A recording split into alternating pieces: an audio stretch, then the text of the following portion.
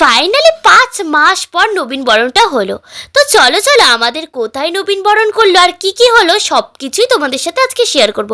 Hello everyone, কেমন আছো তোমরা সবাই? আশা করি তোমরা সবাই অনেক ভালো আছো আর আমরাও কিন্তু বিন্দাস আছি। তো দুই বান্ধবী রেডি সেডি হয়ে চলে এসেছি ইউনিভার্সিটিতে, কারণ ইউনিভার্সিটিতেই যে আজকে আমাদের নবীন বরণ রয়েছে। যদিও আমরা নবীন নেই, কারণ এই 5 মাসে আমরা অনেকটাই প্রবীণ হয়ে গেছি। যাই হোক, দাদা দিদিদের তরফ থেকে ছিল আমাদের জন্য এই নবীন বরণ উৎসব, যেটা কিন্তু অসাধারণ সুন্দর ছিল আর খুব সুন্দর করে ঘরটাকে সাজিয়েছিল।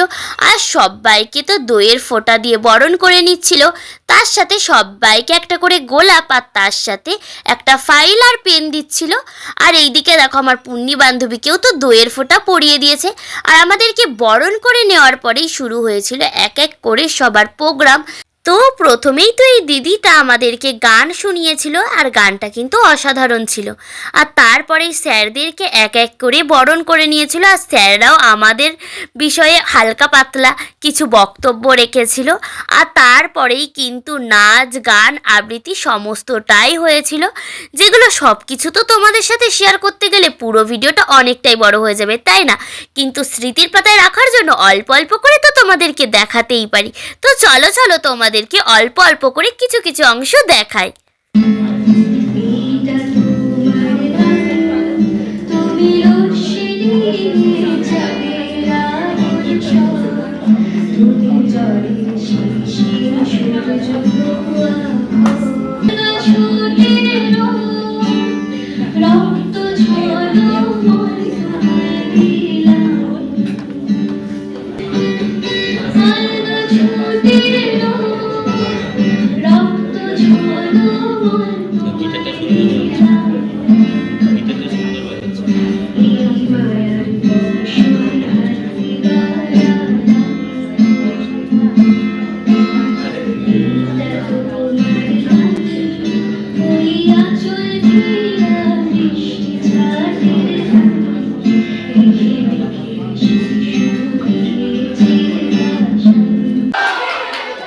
প্রতিবারের মতো নিয়ম করে এবছর সরস্বতী পুজো চলে এসেছে।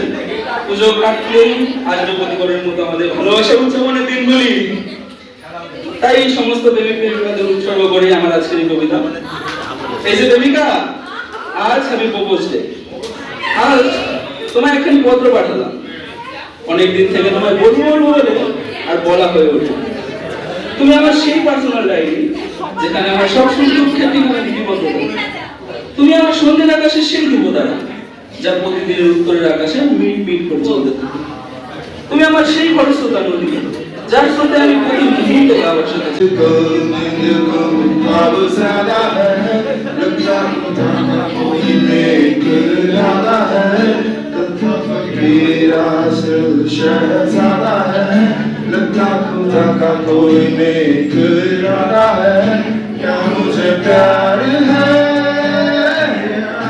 कैसा कुमार है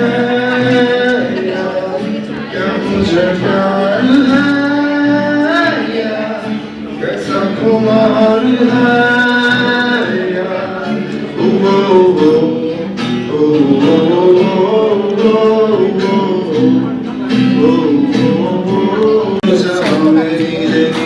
आसमां तले रंग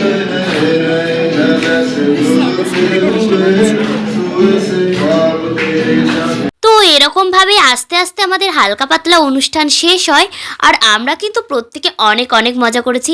তো তোমাদের সাথে আজকে একটা কথা শেয়ার করি। অনেকেই বলে ইতিহাসের স্টুডেন্ট মানেই গম্ভীর, একদম হাসি মজা করতে পারে না, এরকম একটা ব্যাপার। কিন্তু সেরকম কিন্তু কোনো ব্যাপার না। আজকের ভিডিওটা দেখে তো তোমরা আশা করি বুঝতেই পেরেছো, ইতিহাসের স্টুডেন্টরাও কিন্তু অনেক কিছুই করতে পারে, গান বাজনা আনন্দ মজা সব কিছুই। তার সাথে ইতিহাসটা একটু ভালোই পড়তে পারে।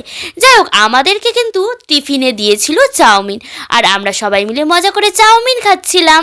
আর সব থেকে বড় কথা হচ্ছে দাদা দিদিরা যে আমাদের কথা মাথায় রেখেই এত কিছু করেছে, এটাই তো সব থেকে বড় ব্যাপার, তাই না? তো আজকের ভিডিওটা এই পর্যন্তই। ভিডিওটা কেমন লেগেছে অবশ্যই কমেন্ট করে জানিও। আর যদি ভিডিওটা ভালো লেগে থাকে তাহলে অবশ্যই একটা লাইক করে দিও। তো এখন সবাইকে টাটা।